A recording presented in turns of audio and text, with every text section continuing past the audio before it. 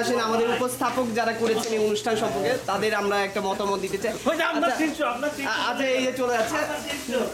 আচ্ছা ইকবাল ভাই, আপনারা যে এত কষ্টের একটা উদ্যোগ নিয়েছেন, এই যে এতগুলো বাঙালি, প্রায় 50-60 জন বাঙালি এক জায়গায় আপনারা করতে পেরেছেন, আপনার এখন অনুভূতি কি? আমার অনুভূতি আসলে মোটামুটি আধা পরিপূর্ণ, বাকি আধার জন্য অপেক্ষা করতে, সেটা হয়তো শেষ মুহূর্ত পর্যন্ত আমি আশা করি যে পৌঁছাইতে পারবো। কারণ যে আশায় আমি সবাই দাওয়াত দিয়েছি, মোটামুটি সবাই আসতেছে, ভালো লাগতেছে, বলার মতো না।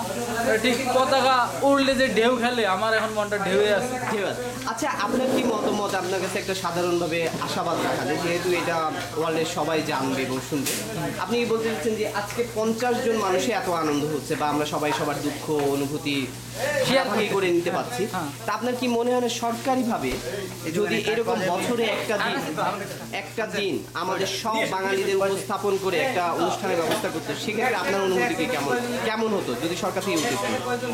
সরকার থেকে ঠিক সেটা করবে না করবে সেটা সরকার পক্ষের ব্যাপার, আপনার অনুভূতি? কিন্তু আমরা আশা করি যে এটা করুক, আমরা আশা করি, কারণ সবাই ভালো কিছু আশা করে। আচ্ছা এই অনুষ্ঠান সফলের পেছনে আপনার স্বপ্ন পরিপূর্ণ হোক সেই কামনা রেখে আমরা ফিরে যাচ্ছি। আপনাকে ধন্যবাদ। আচ্ছা আমরা আরেকজনের কাছে যাচ্ছি, আমাদের সুদূর দূর থেকে সমুদ্র পার থেকে এসেছেন। না আমি ব্যস্ত। আচ্ছা ব্যস্ত, ছোট একটা মতামত। আচ্ছা যাক, চলে গেল।